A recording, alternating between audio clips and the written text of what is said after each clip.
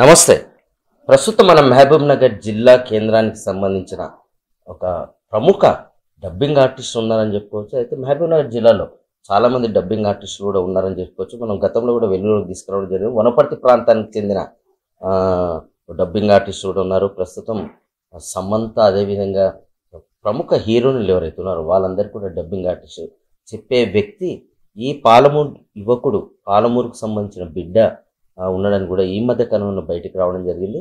అయితే ఆయా ప్రాంతాల్లో, ఆయా రాష్ట్రాల్లో కావచ్చు, ఆయా ప్రాంతాల్లో కావచ్చు, ఎక్కడికి వెళ్ళినా తమ ప్రాంత వాసిగా చెప్పుకునే ఆ యువకుడు ఈరోజు నేను ఏ ప్రాంతానికి సంబంధించిన వాడిని కాదు, నేను పాలమూరు జిల్లా కేంద్రానికి సంబంధించిన ఒక యువకుడిని, ఒక తమ్ముడిని, ఒక అన్నను అనుకుంటా అని చెప్పడం జరుగుతుంది. సమంతకు, అదేవిధంగా సాయి పల్లవికి డబ్బింగ్ వాయిస్ ఇచ్చే యువకుడు మన పాలమూరు జిల్లాకు సంబంధించిన వ్యక్తి. ఈరోజు అతను మన తొలి వెలుగుతో తన రాష్ట్ర ప్రజలు కావచ్చు, తెలుగు రాష్ట్ర ప్రజలకు, దేశ ప్రజలు కూడా పరిచయం చేసుకోవాలని కూడా తను అనుకుంటున్నాను. ఆయనతో మాట్లాడదాం.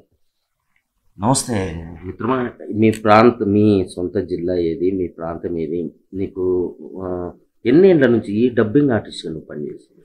ఫస్ట్ ఆఫ్ ఆల్ మన తెలుగు వెలుగుకి నా నమస్కారం. నేను ఆద్య. నేను ప్రస్తుతం సింగర్గా అండ్ సౌత్ ఇండియన్ డబ్బింగ్ ఆర్టిస్ట్గా వర్క్ చేస్తున్నాను సార్. నాది వచ్చేసి ఉమ్మడి పాలమూరు.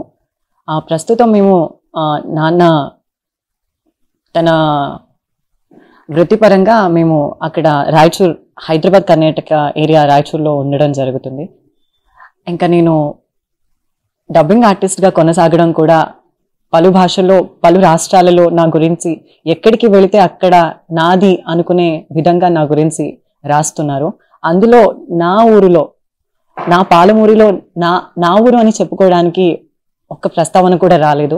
ఇప్పుడు వచ్చిందని నేను చాలా సంతోషిస్తున్నాను సార్. ఇంకోటి, మీతో పాటు కూడా వనపర్తికి సంబంధించిన రాజు ఆర్సీఎం రాజు కూడా మన పాలమూరు జిల్లాకు సంబంధించిన వ్యక్తి. ఎట్లా అనిపిస్తుంది? మీరంతా చాలా మంది ఉన్నారు ఇక్కడ. అంటే కళాకారులకు ఇది ఒక పాలమూరు జిల్లా అనేది, ఉమ్మడి పాలమూరు జిల్లా అనేది ఒక నిలయము. కళాకారులకు అనేది ఇక్కడ ఈ ప్రాంతానికి సంబంధించింది. ఎందుకంటే తెలుగులో తొలి పత్రిక పెట్టుకుని కూడా మన పాలమూరు జిల్లాకు సంబంధించిన ఏ ఆర్టిస్ట్ చూసినా మన దగ్గరనే ఉన్నారు. జాతీయ స్థాయిలో అవార్డు పొందిన ఆర్టిస్టులు కూడా మన దగ్గరనే ఉన్నారు. ఎట్లా అనిపిస్తుంది మీరు? ఎందుకంటే చాలా మంది పాలమూరు జిల్లా అని చెప్పుకోవడానికి కూడా చాలా మంది వెనకడుగు వేసే సినీ ఫీల్డ్లో మీరు ఈరోజు ఎందుకు పాలమూరు యువకుడుగా పరిచయం చేసుకోవాలనుకున్నారు? సార్, ఆ విషయానికి వచ్చేస్తే ముందుగా రేలారే అనేది కూడా మన తెలంగాణ, మనం పాలమూరు నుంచి మొదలైంది. కానీ ఇప్పుడు నాకు పలు భాషల్లో నేను చేయడం వలన ఏ రాష్ట్రానికి వెళితే ఆ రాష్ట్రం నాది అన్నట్టుగా రాస్తున్నారనే విధంలో ఇప్పుడు పాలమూరిలో అంటే ఇక్కడ నుంచి మొదలైంది సార్. అంటే ఆర్సీఎం రాజు సార్ గారు ఉన్నారు, మేమున్నాం, చాలా మంది ఆర్టిస్టులు ఉన్నారు, చాలా మంది తెలుగు ఫోక్ సింగర్స్ ఉన్నారు. ఆ విషయానికి వచ్చేస్తే మన ఇండస్ట్రీ పరంగా పాలమూరి వాళ్ళకు అవగాహన లేదు అన్న విమర్శ చాలా సార్లు వచ్చింది సార్. ఆ విమర్శతో మొదలైంది ఈ ప్రయాణం సార్.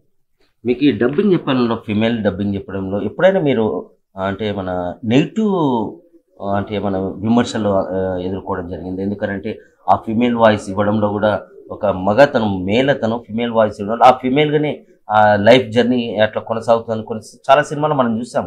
ఫిమేల్ ఫ్రెండ్స్ ఉంటే ఫిమేల్గానే అదైపోతాం, మేల్ ఫ్రెండ్స్ ఉంటే మేల్గా. అట్లే మన ఈ డబ్బింగ్ వాయిస్ చెప్పడంలో కూడా అట్లే మనం మీరు ఎదుర్కొన్నారు సమస్యలు ఏమన్నా? సార్, ఇక్కడ మొదటిగా ప్రశ్నించే ప్రశ్న ఏంటంటే సార్, ఇండస్ట్రీ పరంగా వాళ్ళు జెండర్ కంపారిజన్ చేస్తారు సార్. ఫిమేల్ యాక్టర్స్కి ఫిమేల్ ఆర్టిస్ట్లకి డబ్బింగ్ చెప్పాలి, మేల్ ఆర్టిస్ట్కి మేల్ యాక్టర్స్కి డబ్బింగ్ చెప్తారు అని. ఈ విషయంలో మొట్టమొదటిగా వైరల్ థీమ్లోకి తీసుకెళ్లిన కాన్సెప్ట్ ఆద్య సార్. ఎందుకంటే తను చాలా ప్రముఖ హీరోయిన్లకు డబ్బింగ్ చెప్తున్న ఒక మేల్ ఆర్టిస్ట్ అని చెప్పారు. ఇందులో స్కిల్ మాత్రమే తీసుకోవాలని నేను చెప్తున్నాను సార్. ఇండస్ట్రీ పరంగా చాలా ఫేజెస్ చేశాను సార్. అబ్బాయి అయ్యింది, అమ్మాయిలకి ఎలా డబ్బింగ్ చెప్పగలవు, స్వరం ప్రక్రియకు వచ్చేస్తే ఓకే, అందులో ఉండే ఆవభావాల్ని ఎలా చూపిస్తున్నావు, ఇంతకీ నువ్వు అబ్బాయినా అన్న ప్రశ్న నన్ను చాలాసార్లు వెంటాడింది సార్. ప్రస్తుతం నేను high budgeted movies and reputed మూవీస్కి చెప్తున్నాను కాబట్టి నాకు అంతగా ఎదురు ప్రశ్నలు ఏం రావట్లేదు సార్. మీరు ఒక సాయి పల్లవికే చెప్తారా, లేకపోతే ఎంతమంది హీరోయిన్లు చెప్పిన ప్రముఖ హీరోయిన్లు? అంటే ఇక్కడ మొదలైన ప్రశ్న సాయి పల్లవి మాత్రమే అని సార్. అందులో పాటు దాని వెనకాల ఉండే చాలా మంది హీరోయిన్స్ ఉన్నారు సార్. ఇప్పుడు నేను ప్రస్తుతం 35 మెంబర్స్కి చెప్తున్నాను సార్. హీరోయిన్స్. నా ఫిలిమెటిక్ వచ్చేసి 187 ఫిలిమ్స్. రీసెంట్గా కన్నడ స్టేట్ మ్యాగజైన్లో రాశారు సార్, దీపావళి విశేషాంక్ అని ఆ మ్యాగజైన్లో రిపోర్ట్ చేశారు సార్. అయితే నేను రకుల్ ప్రీత్ సింగ్, సాయి పల్లవి, అవికా గోర్, రియా సుమన్, రీతు వర్మ, రుక్మిణి వాసంత్ అని ప్రముఖ నటులకు చెప్పాను సార్. ఎవరైనా కొందరు హీరోయిన్లు మీకు నచ్చిన 2-3 హీరోయిన్ డైలాగ్ చెప్పండి వివిధ భాషల్లో. సార్ నాకు కన్నడ భాష నుంచి రుక్మిణి వాసంత్ అని ఒక హీరోయిన్ ఉన్నాను సార్. అంటే ప్రస్తుతం కాంతారా ఫేమ్ సార్. ఆ మ్యామ్ చేసిన మూవీస్లో సప్త సాగరాలు దాటి అనే ఒక సినిమా వచ్చింది. ఆ సినిమాలో నేను డబ్బింగ్ చెప్పడం జరిగింది. అది తెలుగులో చెప్తాను సార్. గాడిద, మొన్న ఎంత మంచి కళ వచ్చిందో తెలుసా? మా ఊరి పక్కన సముద్రం ఉంది తెలుసా? ఆ అలల శబ్దం వింటుంటే నాకు గట్టిగా పాడాలనిపిస్తుంది. మనం కూడా ఇక్కడ ఒక చిన్న ఇల్లు కట్టుకుందామా ఏం చక్క? నీకు ఎప్పుడూ చెప్పలేదు కానీ నా సముద్రాన్ని నువ్వు అని చెప్తుంది సార్. అందులోనే నువ్వు నవ్వడం మానేసి చాలా రోజులు అవుతుంది. నీకు ముందుగా ఒక జోక్ చెప్తాను. ఒక చెరువులో ఏనుగు స్నానం చేస్తుంటే అక్కడికి వచ్చి ఏనుగు బయటికి రా అని గట్టిగా అరుస్తుందంట. అప్పుడు ఆ ఏనుగు బయటకు వచ్చి ఏంటి అని అడిగితే, నా చెడ్డీ వేసుకున్నావేమో చెక్ చేయడానికి పిలిచానని చెప్పిందంట. నేను పాడితే వినాలని నువ్వు చాలా ఆశపడుతున్నావు. ఇంతకు ముందు నా సంతోషం కోసం పాడేదాన్ని, ఇప్పుడు నీ కోసం పాడుతున్నాను అని డైలాగ్ చెప్తారు సార్. అవి చాలా ఫేమస్. సాయి పల్లవి గారిది వచ్చేసి ఆల్మోస్ట్ అందరికీ, మన తెలుగు ప్రజలకి, పక్క రాష్ట్రాల ప్రజలకి కూడా చాలా, ఆడియన్స్కి చాలా ఇష్టమైన మూవీ సార్ ఫిదా.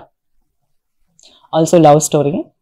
హే నీకు హార్ట్ లేదబ్బా, గయ్య అంటావు, యాటిట్యూడ్ ఇస్తావు, వద్దబ్బా వదిలేసాయి, నువ్వు ఫీల్ అయితే నాకేందబ్బా అని చెప్తుంది సార్. అది లవ్ స్టోరీ.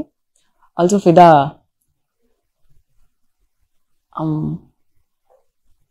నాన్న ఇట్లే చెప్పినా, ఇదే అడిగినా, నువ్వు నేను ఒకే తీరు అడిగిన కదే చెప్పు, ఏంది నాన్న ఇప్పుడు అమ్మాయిలు పోవాలనా? ఇది ఎవరు తెచ్చిరో కానీ చాలా పెద్ద మోసం, డోకా.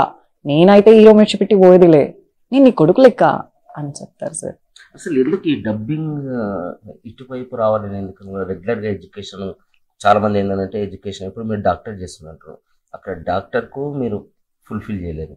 ఇటు డబ్బింగ్ అంటే మీరు ఏదో ఫ్రైడే, సాటర్డే, సండే ఏదో అంటున్నారు. అంటే ఎక్కడ అంటే మనము ఏదైనా ఒకటి పడవలో ప్రయాణం చేస్తే మనం సక్సెస్ఫుల్ అని అంటాం. మీరు 2 కాలు అక్కడ ఇక్కడ వేసి, అక్కడ డాక్టర్, ఇక్కడ డబ్బింగ్, ఎట్లా ఈ డబ్బింగ్ సైడ్ ఎందుకు వచ్చినాను సార్? ఇది పడవ ప్రయాణం అని అస్సలు చెప్పుకోను నేను. ఇష్టం ఉన్నది కొంచెం కష్టమైనా సరే ఇష్టంగా చేస్తామన్న ఒక స్టేట్మెంట్లో నేను లీవ్ చేస్తాను సార్. ఎందుకంటే నాకు చదువుతో పాటు ఆ కరిక్యులర్ యాక్టివిటీస్లో కూడా పార్టిసిపేట్ చేయడం చాలా ఇంట్రెస్టింగ్ థింగ్. నేను చిన్నప్పటి నుంచి చేయడం వల్ల ఇది నాకు పెద్దగా కష్టం అనిపించదు. ప్రస్తుతం నేను మెడికల్ ఫీల్డ్లో చదవడం వలన ఆ ప్రాసెస్లో నేను ఎదుర్కొంటున్న ఒక్కటే ప్రాబ్లం ఏంటంటే జర్నీ చేయడం sir. Bengaluru to Hyderabad, Hyderabad to Bengaluru. అంటే సాయంత్రం వస్తే ఎర్లీ మార్నింగ్ వెళ్ళిపోవాలి. ఆ క్రమంలో జరిగింది సార్. జర్నీలో మాత్రమే నాకు ప్రాబ్లం వచ్చింది, కానీ ఇంకెక్కడ నాకు రాలేదు సార్. మొన్న ఈ కర్నూలులో ఏదైతే బస్సు ఇన్సిడెంట్ అయిందో దానిలో మీరు ప్రయాణం చేయాలనుకున్నారా, లేకపోతే బుక్ చేసి క్యాన్సిల్ చేసుకున్నారా, ఏంది అసలు? సార్ ఆఖరి నిమిషంలో మేము ఆ బస్సులో టికెట్ బుక్ చేయటం జరిగింది సార్. పేమెంట్ చేసే ప్రాసెస్లో ఫుల్ఫిల్ అయిపోయాయి, ఇంకా వద్దులే అనుకుని ట్రైన్ జర్నీ చేశాం సార్. అది మార్నింగ్కి నేషనల్ న్యూస్గా మారింది. ఎట్లా అనిపించింది ఆ రోజు? ఒక అంటే కొన్ని గంటలు గడిస్తే క్షణం ఆగేది, ఊపిరి ఆగేది, ఊపిరి కొనసాగేది. అంటే ఎట్లా అనిపించింది అంతమంది ఒక్కసారిగా ఆ ఇన్సిడెంట్ వెలుగులోకి వచ్చే వరకు? అది చాలా అమానుష్యమైన సిచ్యువేషన్ సార్. ఎందుకంటే అందరితో పాటు నేను అనుకుంటూ ఉండేవాడిని, కొంతమంది గుర్తు పెట్టుకునేవాళ్ళు. ఇక పైన సాయి పల్లవి స్వరంలో తన నటనలో నా వాయిస్ వినేవాళ్ళు కాదేమో, కానీ నన్ను మాత్రం ఖచ్చితంగా స్మరించేవాళ్ళు సార్. ఎట్లుంది మీకు సాయి పల్లవి కావచ్చు, సమంతకు కావచ్చు, ఎప్పుడైనా రియల్ కూర్చొని మీరు మాట్లాడడం జరిగిందా? ఓన్లీ రూమ్లో డబ్బింగ్ చెప్పేసి వెళ్ళిపోవడం జరుగుతుందా, లేకపోతే మీరందరు కలిసి ఎప్పుడైనా అంటే మామూలుగా ఒక ఫ్యామిలీ టైప్ ఎప్పుడైనా? సార్ అందరి నటి మనులకు నేను డబ్బింగ్ చెప్పే ప్రాసెస్లో కొంతమంది స్టూడియోలో ఉంటారు, కొంతమంది ఉండరు సార్. అది నాకు పర్సనల్గా తీసుకుంటే సమ్ టైమ్స్ వాళ్ళతో నేను కన్వర్జేషన్ చేయటం అలా జరుగుతాయి సార్. బిగినింగ్లో నేను కలిసాను సార్ ఎందుకంటే వాళ్ళ వాయిస్ మీ నోటి ద్వారా వస్తుంది కదా. అరే ఇతనేనా నా వాయిస్ చెప్పేది, సమంత కావచ్చు, సాయిపల్లె కావచ్చు, ఇంకా ఇతరత్ర ఎవరైతే ఉన్నారో ఇతనేనా నా వాయిస్ చెప్పేది, అరే కంగ్రాట్స్ అట్లా ఏమన్నా విషెస్ ఏమన్నా? చాలా వచ్చాయి సార్. చాలా సార్లు చాలా మంది యాక్టర్స్ చెప్పారు చాలా బాగా చెప్పావు అని. వాళ్ళు బాగా చెప్పావు అన్న క్రమంలో నాకు ఇంకా బాగా చెప్పుంటే బాగుండేది అంటే, నేను ప్రతిసారి డబ్బింగ్కి వెళ్ళిన ప్రతిసారి నేను ఫుల్ఫిల్ చేయలేదేమో, ఇంకా బాగా చెప్పాల్సింది అని ఇంటికి వచ్చి చాలాసార్లు సఫికేట్ అవ్వడం జరిగింది సార్. సో ఆ క్రమంలో చాలా మంది నాకు విష్ చేశారు సార్. ఇంకా భవిష్యత్తులో ఇంకేమైనా ఆలోచన ఉన్నాయా? ఇంక ఇది కావాలి, లేకపోతే డైరెక్టర్ కావాలి, లేకపోతే ఇంకా నేను హీరో కావాలి, లేకపోతే ఇంకా ఉంటే కదా ఏదో ఒక ఆలోచన. ఇప్పుడు డబ్బింగ్ వరకే ఆగిపోతుండ్రా, లేకపోతే భవిష్యత్తు ఏమైనా ప్రణాళిక ఉందనుకుంటున్నారా? ఈ ప్రశ్నలో నేను ప్రస్తుతం ఆ పరభాషల్లోకి తెలుగు నుంచి పరభాషల్లో పుస్తకాలని రాస్తున్నాను సార్. అందులో పాటు నేను డైరెక్టర్గా చేయాలని కూడా ఒక చిన్న కోరిక. ఇంకా ఆ క్రమంలో నా పాలమూరులో మేము ఆర్ఎన్ఆర్ నాని క్రియేషన్స్ అనే ఒక ప్రొడక్షన్ హౌస్ని స్టార్ట్ చేసాం. ఈ ప్రొడక్షన్ హౌస్లో camera, lighting and sound effect, editing and dubbing classes కూడా తీసుకుంటున్నాం. సో ఇక్కడ నుంచి వాళ్ళకు మా నుంచి ఎంత హెల్ప్ఫుల్ అవుతుందో, వాళ్ళకి ఎంత సహాయం చేయగలమో అంత సహాయం మేము మా స్టూడియో ద్వారా చేస్తాం సార్. ఓకే, థ్యాంక్ యూ మిత్రమా.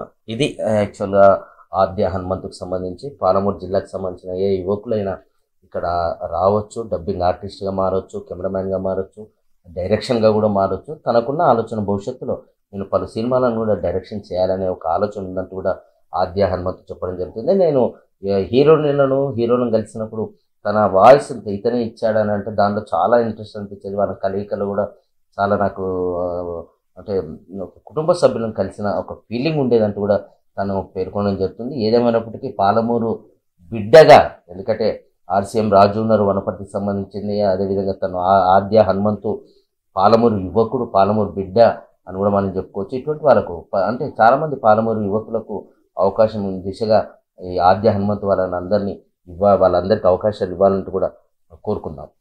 మహబూబ్ నుంచి మన తొలివేలు కోసం మీ మధు.